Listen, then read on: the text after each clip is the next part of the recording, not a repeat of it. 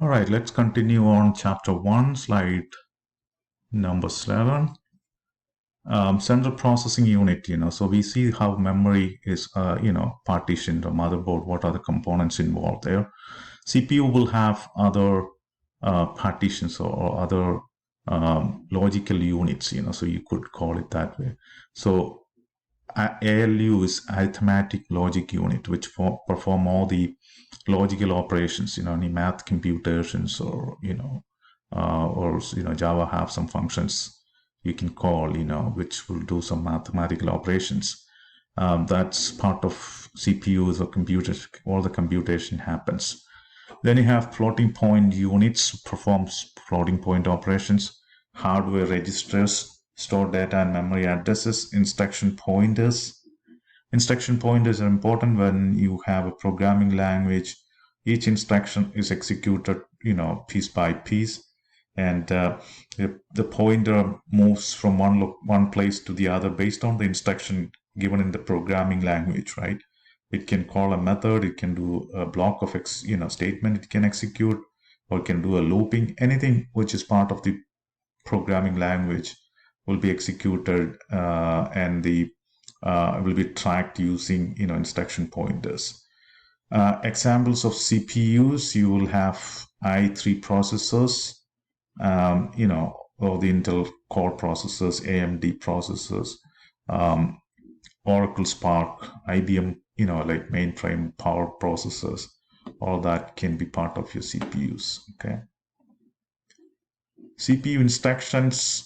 What are these certain things CPU will do? It's move data from one location to the other. So, if you have a file, want to copy files from one location to the other, or copy, paste instructions from one file to the other, that can be all done, part of your CPU operations. Perform more calculations, as we said in earlier mathematical operations. The ALU is performing that in a CPU.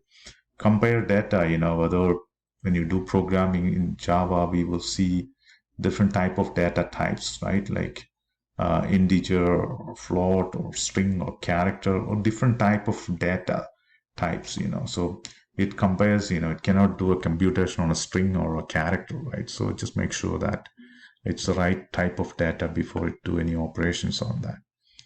Change the sequence of instructions or the flow of control. That's also part of the CPU instruction it can do. CPU speed is measured in terms of megahertz or gigahertz, right? Those are the unit of speed. That's how you measure it, right? Megahertz, gigahertz. In one clock cycle, a CPU fetches. So in one clock cycle, what this means, it fetches one instruction from memory, decode that instruction, executes that instruction, so as part of CPU, right? Pipeline allows overlap of operations to improve performance. 3.4 gigahertz CPU can execute 3.4 billion. So this is just the measure of speed and how much instruction that can handle part of your CPU, right?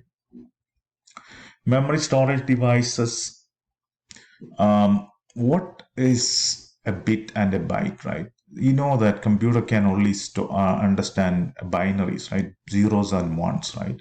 A bit means a 0 or a 1. In computer language, a bit means a 0 or a 1, right? A byte means 8 bits. So if you have a pattern of 0, 1, 0, 1, 0, 1, 0, 1, 0, 1, 8 of those together become a byte, right? So a byte is 8 bits, okay? So in computers, storage capacity is measured, or the unit is given in terms of bytes, right? So you will have bytes, you have kilobytes, megabyte, gigabyte, and terabytes. So a megabyte, a kilobyte says that 1024 bytes. Megabytes, it's 10,000 times bytes. A gigabytes is going to be 1,000 to 1,000 times of kilobytes, and that's how it measured, right? So it's the storage capacity. That's how we express the storage capacity. in computers. Okay, operating systems. What is the functions of operating system, right? As I said in earlier slide, it it performs, it's manage your computer resources, right? You will have files, disks, keyboard, mouses, multiple program or threads to be executed, connecting to a network, talking to another computer server. All that is part of the managed part of an operating systems, right? It help you to boot your computer. Booting means, the basic instructions given to a computer to get started and show you the screen and the login and all that information. That's part of operating system's job. Control all the peripherals like disks, keyboards, mouses, all that part of the operating system's job. Support multitasking, right? So when we say multitasking, it can run a program to do data entry operations for for an institute, for an organization. At the same time, computer can open a spreadsheet. It can connect to a database, or it can open up a doc file. All that is multitasking, right? That also as part of operating system, which is managing all that task behind the scene for you. Allocate memory to each program. Each one needs its own space to get executed. Prevent one program damaging to the other. And the examples for operating systems can be Microsoft Windows, Linux, Mac operating systems.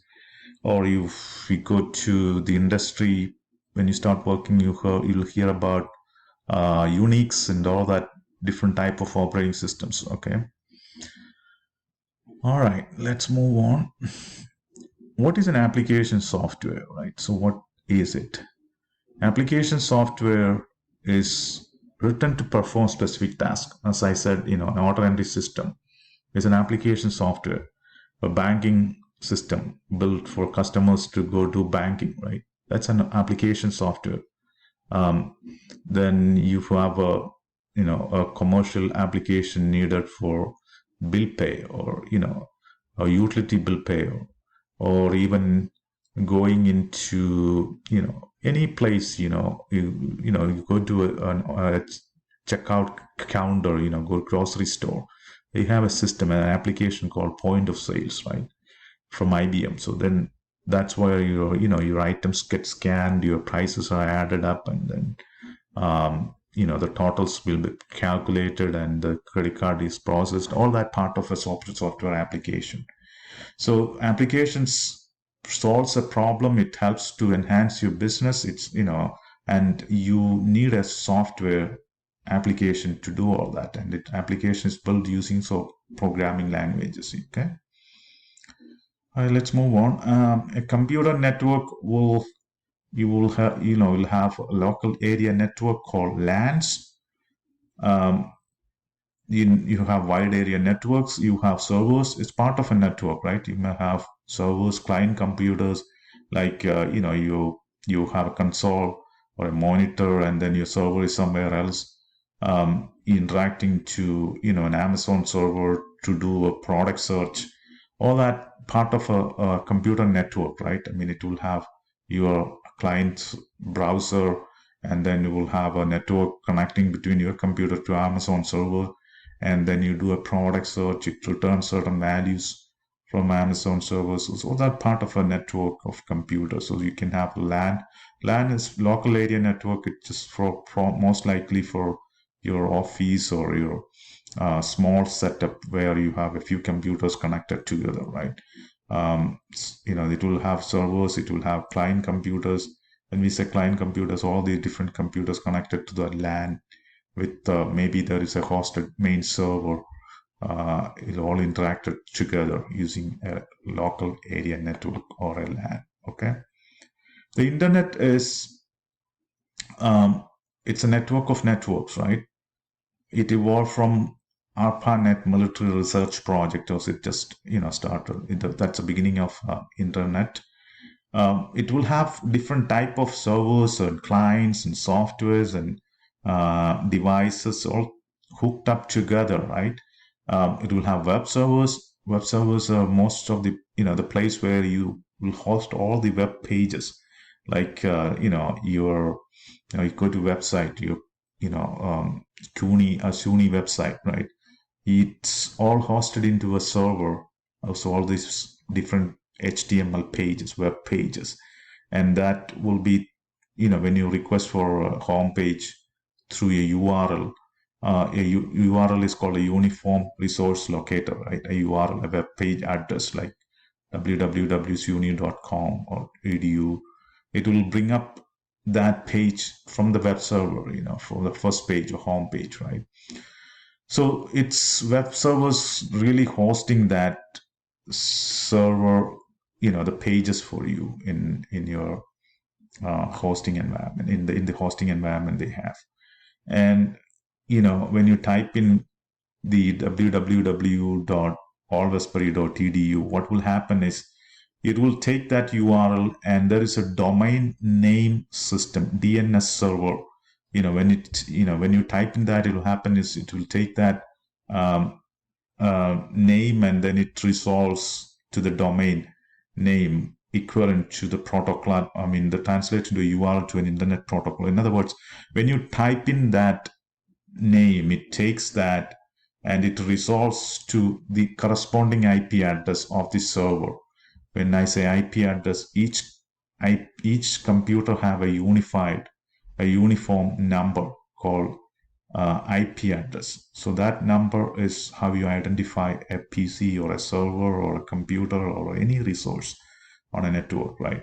So when you type in that URL, www.allwestbury.com, that name is taken, and there is a DNS server somewhere in this network identifies that, and then it converts to the equivalent IP address of that URL, and then it connect to that server. It is probably somewhere hosted in a hosting facility, maybe cloud or anywhere, right? So it will resolve that domain name, and it will connect to that IP address of that server. That's a job of a DNS server, domain system name system server, and it connect using internet protocol. IP addresses, right? It identifies that IP addresses, and it will just connect to that server and then request for the first home page for you, right? So that's how the internet works, right? It will have web pages, it will have web servers, it will have the domain name servers, which will resolve the domain names and the corresponding IP addresses.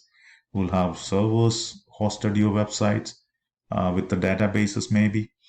All that is part of a network of systems, when you do an internet search or internet request for a web address, okay?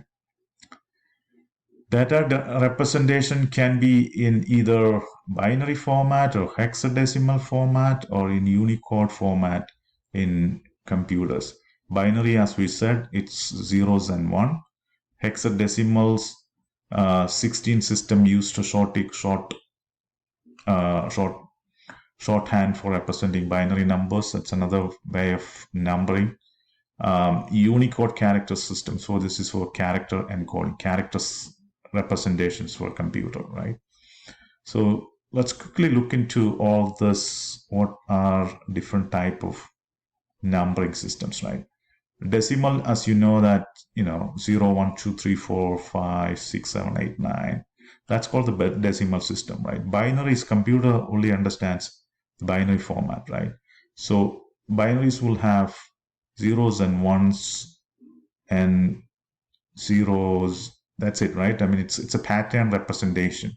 So binary will have, 0 might be just 0, 0, 0, 0, and 1 can have the equivalent binary of 0, 0, 1. 2 can have an equivalent binary of 0, 0, 1, 0, and 3 can represent it. It's just changing the pattern, and that's become the equivalent of, the binary for a decimal, right?